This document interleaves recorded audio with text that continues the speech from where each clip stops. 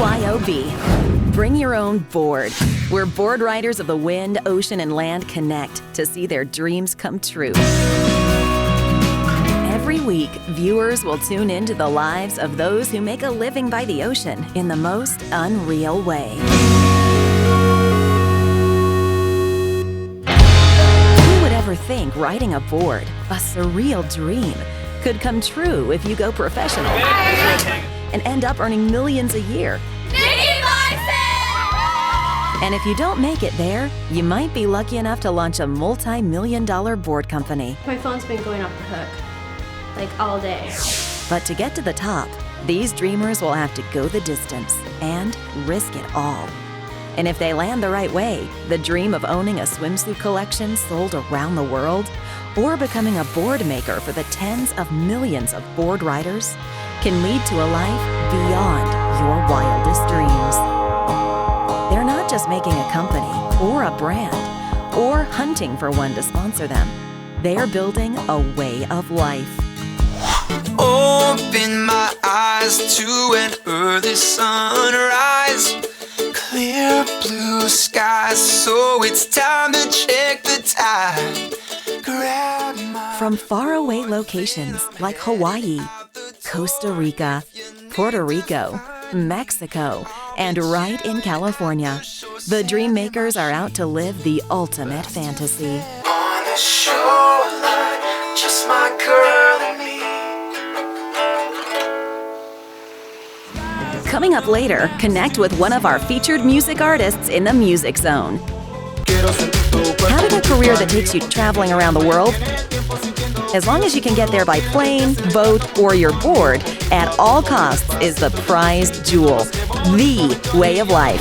So, let's go meet some of the board riders and dreams on this episode of BYOB. Bring your own board.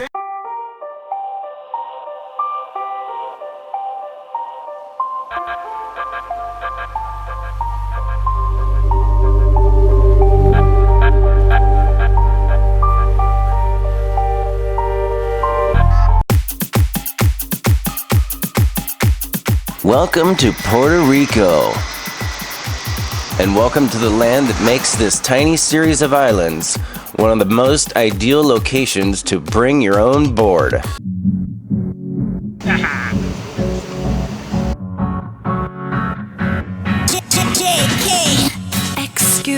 It's been called the Hawaii of the Southern Hemisphere, with its incredible raging surf in the winter and beautiful rainforests, the only one in this part of North America, and incredible adventure make the island of Puerto Rico one of our greatest adventures ever. See how far down that is? Meet Kimmy, author, adventure seeker, and all-around fun girl who we will meet up with on a Red Bull event, and just had to bring her along with us. This girl can do just about everything and runs her own blog, adventuresandsunsets.com. My name is Kimmy, and I'm a recent college graduate and an aspiring travel blogger. What I really want to do with my life is travel. I want to experience all the sorts of different things that this world has to offer. I want to go new places and see new sights and share that experience that I have in different places with other people.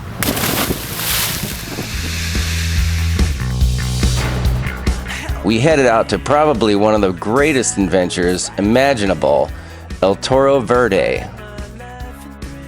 El Toro Verde is a new ecological adventure park where you can spend the day enjoying some of the most breathtaking views of Puerto Rico while experiencing adventure with family and friends. El Toro Verde is home to the Beasts, the longest zip line in the world spanning more than 28 football fields. Kimmy loves the thrill of an adrenaline rush, and she headed on up with the rest of the team to take on the Beasts.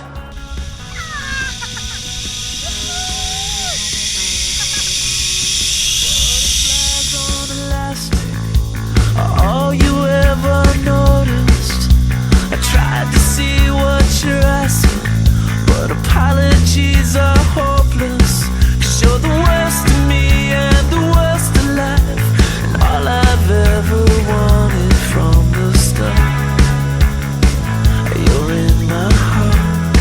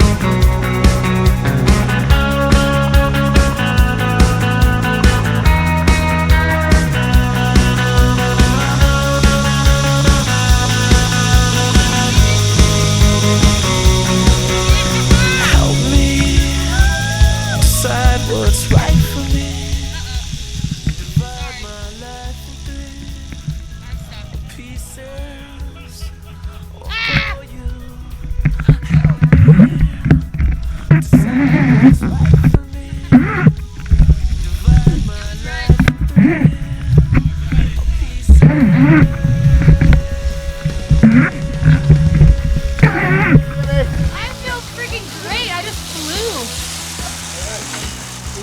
my gosh. How was it? That was absolutely amazing. I feel like I just flew. I just flew through the air like Superman. I still don't know what I'm doing. Trouble's coming for the free men. We shake them, shaking with the free hands. So stand tall, shout out with me.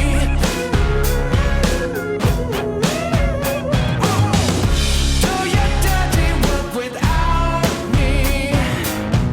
Say your best when no one can see. Stand up, catch fire with me. Best kids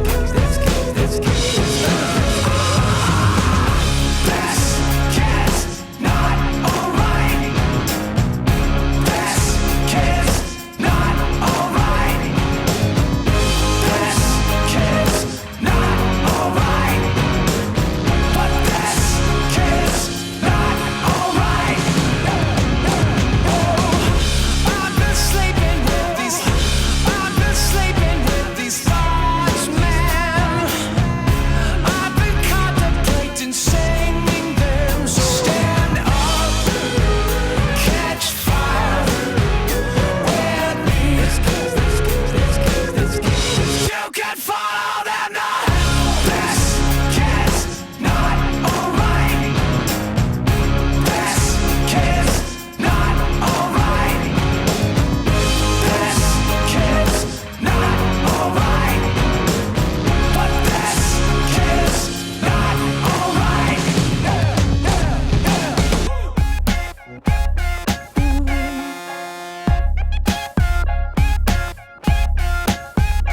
I'm scared I may be right.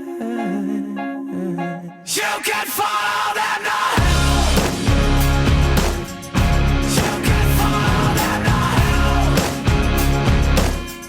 You can follow them now. You can follow them now.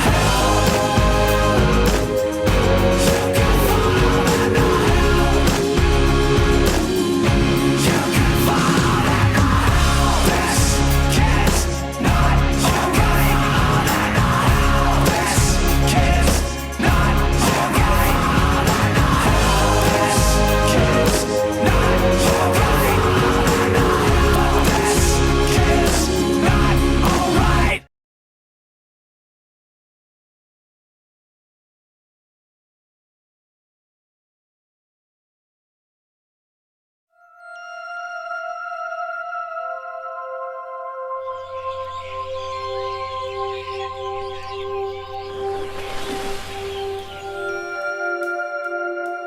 I don't know what I would do if I wouldn't be able to ride. My brother and his friends put me on a skateboard, and a few months later my brother just bought me a skateboard. Since I started, I never really stopped.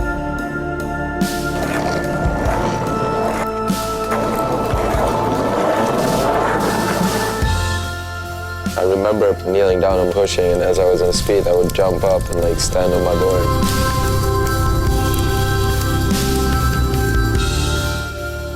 Parents are pretty stoked on what I'm doing. They've been supporting me since day one, and always trying to help me out, and were helping me out, making sure that I get to ride wakeboard and I have a skateboard to go skating and do all the other stuff that I love doing.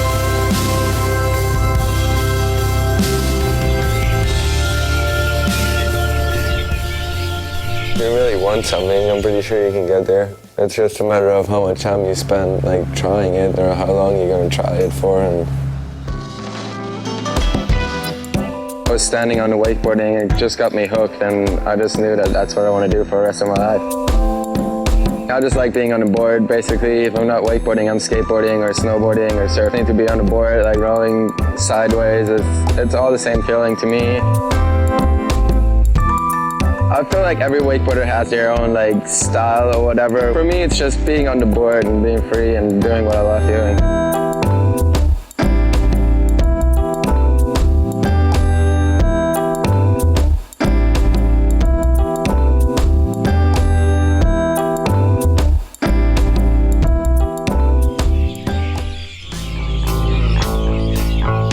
I hate wakeboarding when it's not fun. Hard to explain. You always want to do it the best way, and if you don't get it that way that you want to do it, you're going to be pissed off. So I always think, like, I don't know, every time I do something, I always think that I'm doing better.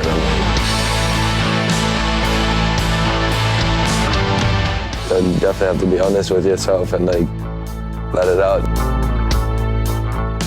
It's just a matter of how much time you spend, like, trying it, or how long you're going to try it for. It can probably take like hours, days, months, years. It can probably take forever. I'm sure there's tricks that I'll never ever learn. I definitely don't let past failures affect me. I don't know. I just keep moving on. I don't really look back.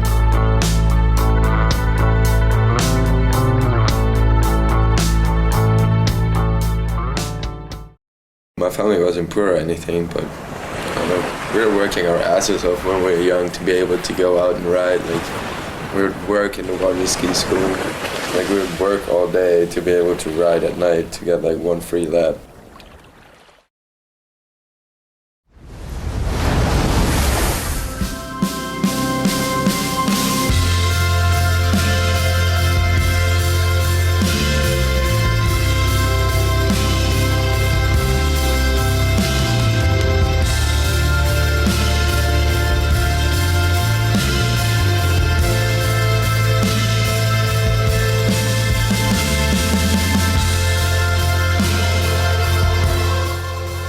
Everyone has like got some amount of talent, and then once you're done with your talent, that's when you need to start working.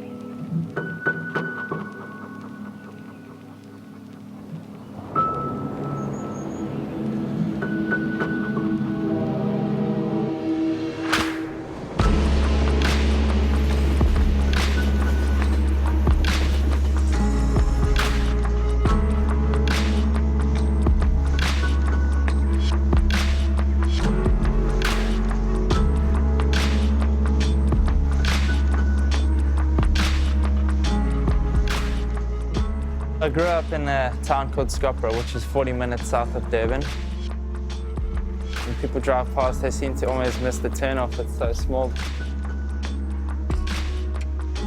The south coast is very rural, and there's a lot of little villages, you know, next to the side of the river, and kilometers of sugarcane fields.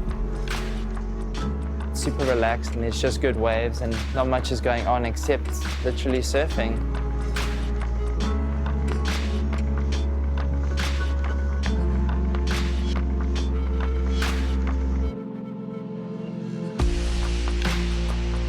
And this is where I grew up, and this is where I learned how to surf and do what I love to do.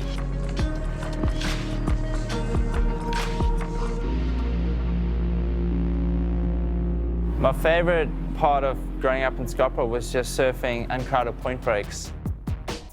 Every winter between May, June, July, we get some of the best waves that I've had in the world right here at my hometown.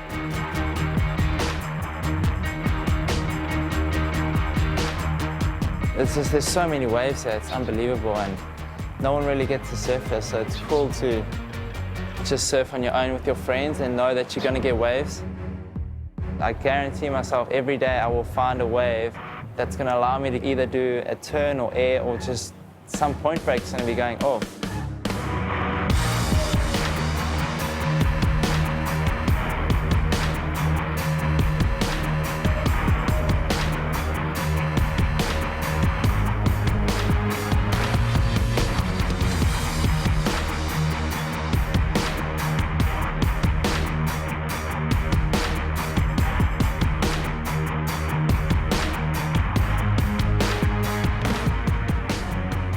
growing up on the South Coast definitely molds the surfer style into a smoother surfer, and your timing and stuff becomes a lot better.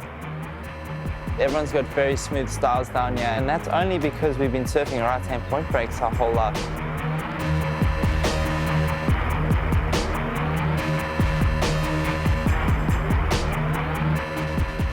My future plans coming up are definitely to get onto the WCT for sure. Right now I'm just focusing on the QS, and I just want to surf as hard as I can every day. That's what I want to do. I want to go compete with those guys and travel the world and surf against the world's best surfers.